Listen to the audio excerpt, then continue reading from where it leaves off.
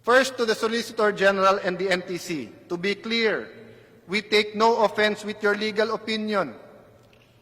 Pinapahalagaan namin ang opinion nyo, even if it is contrary to the DOJ and both houses of Congress and to legal precedents.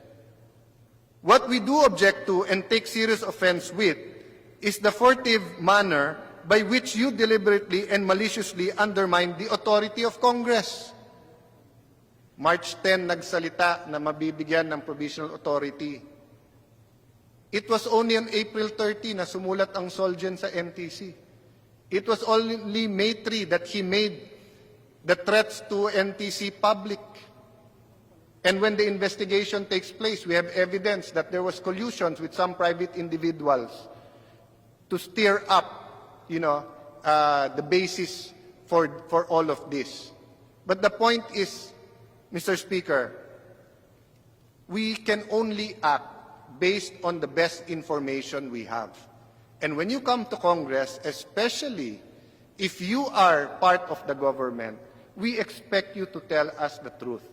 And if you make a mistake or change your mind, we expect you to tell us right away so that we can remedy the situation. The NTC gave its testimony and commitment on March 10. If you had any objections, Mr. Solicitor General, why did you not communicate with Congress? Why choose to remain silent for close to 2 months and on the eve of the opening of Congress, come out with your threats to the NTC? As a fellow lawyer and government worker, we should be working together and not trying to bring each other down. The media establishment, let me address this to you, mga kapatid po natin sa media. I respect that you have a stand in calling for a hearing. Katulad po ng statement ng Senate media na mga kaibigan natin. I respect that you are calling us out for our failure to do this sooner. I even respect that some of you put the blame on me, on Alan Peter Cayetano personally.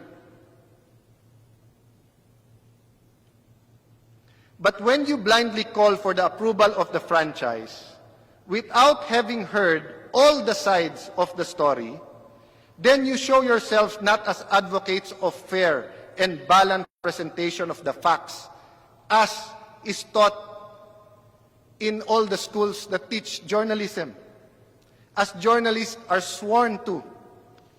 But you simply become plain and simple propagandists.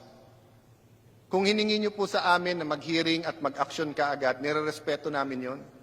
Pero hingin niyo sa amin, ipasa na lang namin, pikit mata. Kayo ba, papayag kayong may isulat kayo o may broadcast kayo na hindi kayo nagfa-fact check, kung ano na lang sabihin namin, yun na lang ilalabas nyo? Diba? Hindi journalism yan. So hindi po magiging tama ang desisyon ng Congress kung we will act speedily for the sake of acting speedily. And I cannot respect that. Do not weaponize this issue for your own personal agenda. This is a disservice to the very public in whose name you claim to stand for. Again po, hindi ko po sinasabing lahat, may iilan lang. There are bad apples everywhere. No? Wala naman pong isang barrel na 100% unless you pick the apples one by one. So whether you talk about politicians, whether you talk about members of the police, whether you talk about sa media, meron po talagang may personal agenda. Pero it's our lookout na huwag magpadala sa kanila. Kasi alam naman natin kung anong tama.